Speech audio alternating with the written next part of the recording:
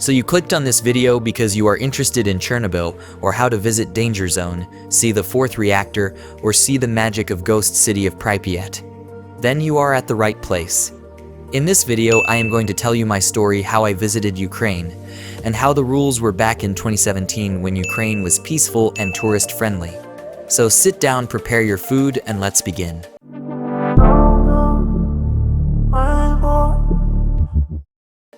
Part 1.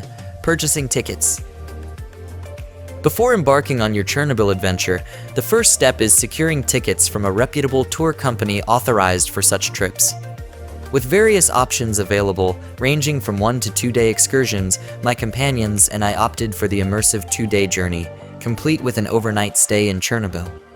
Our itinerary included exploring Prypiat on the first day, followed by a visit to the iconic Althoug radar on the second.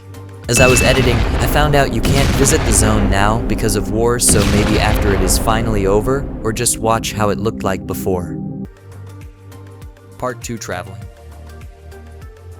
So I live in Central Europe, so we decided to fly to Kyiv by airplane. After we landed, I bought new SIM card with data because we cannot speak this weird language. Like, really? What does that even mean? On the airport, which is pretty far from the capital city, we took a taxi. Taxi driver had pretty good English, and he gave us some good tips. He told us English is very common language, so we don't have to be afraid.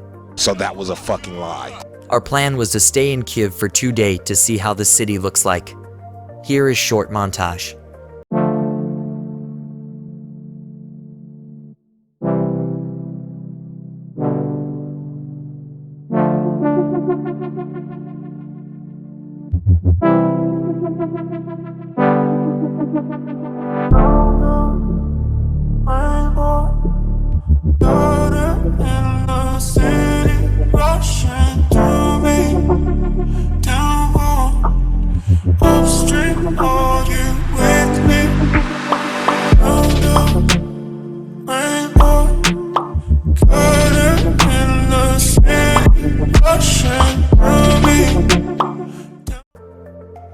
Part 3.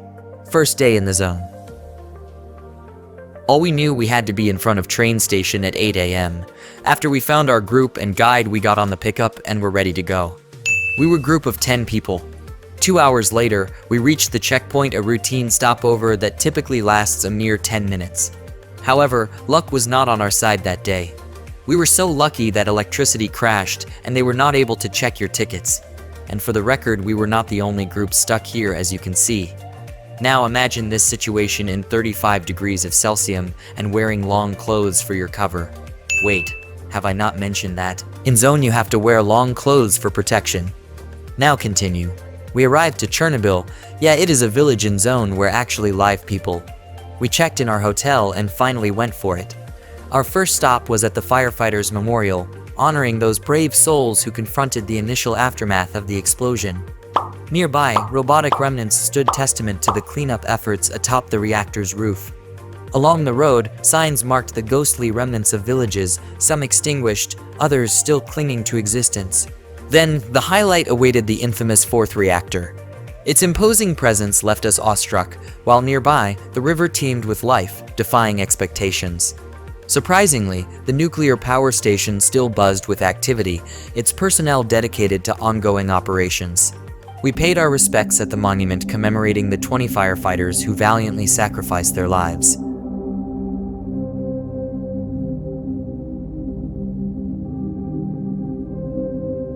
And here it comes. Moment I have been waiting so long. Prypiat. And once again it failed. Oh shit, here we go again. There is fire in here, and we have to wait. My dreams are shattered again. So our guide took us to train station where we saw old rusty trains. While after an hour we arrived to checkpoint next to Prypiat again. Wait, did I not mention that? There are radiation controls and you have to pass them. Everything okay. Finally, our first stop, the hospital. Hospital where were transported first victims of radiations. In basement, there are still clothes from explosion that radiates huge amount of radiation. 331, 300.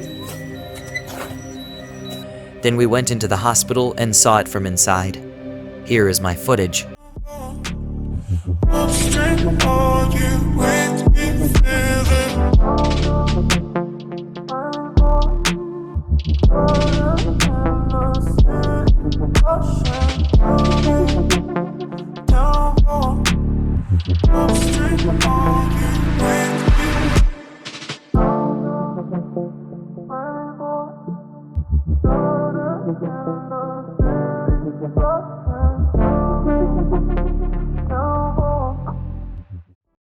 Next stop, the main square. Well, at least it was. Now it is more forest than anything else, with popular policy a hotel, but not what I came here for. You know, when I was young, I played Call of Duty 4, and the sniper mission was one of the best I have ever played. Here it comes, the amusement park. I am standing here and cannot believe I am really here. Dream came true. I mean, whole city was really amazing, but this place is why I wanted here the most. The Ferris wheel in front of me. Yep, and also radiating. Because helicopters that were throwing sand into reactor were landing here, so there are hotspots. My second thing where I wanted to be was the pool. And all I can say, I made it. Of course, then we visited school. They were saying it is all as it was left. Boo it. In my opinion, there are some things done after for tourists to look more attractive.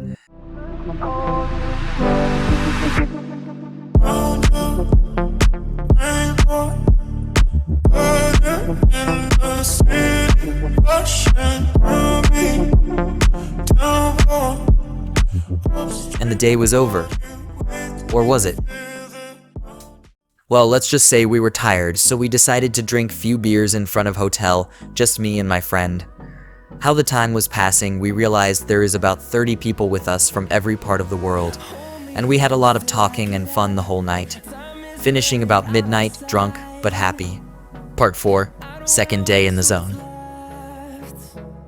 Waking up to the familiar haze of a hangover, our spirits remained undeterred, knowing that today held promises of exploring the Duga radar and a military base. Little did we anticipate the surprise our guide had in store for us, offering a vista beyond our wildest dreams. We traveled back to Prypiat, but we had no idea why. Let's just say if anyone would tell me I will see Prypiat from this point of view, I would never believe him.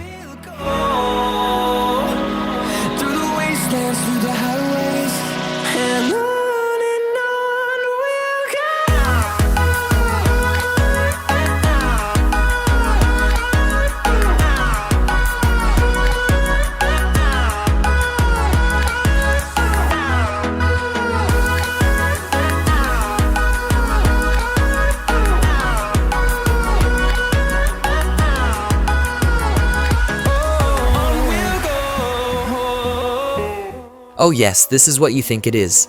The fourth reactor. It is really uncomfortable to know how close Prypiat was, and they did not even evacuated the city in time.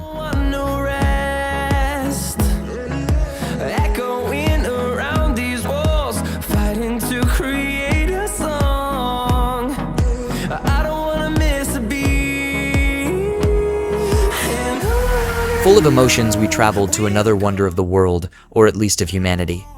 Here are some photos of military base. When we were here, we realized there is too much people. Like really, it was after serial Chernobyl, so there were hordes of people. But most of them were on one-day trip, so they just came and left in few minutes. That is the reason why I don't recommend one-day trip.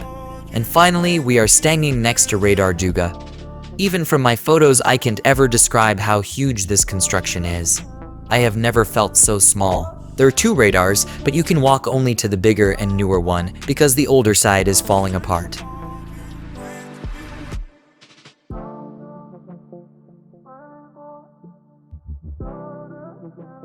Our last stop was at the port.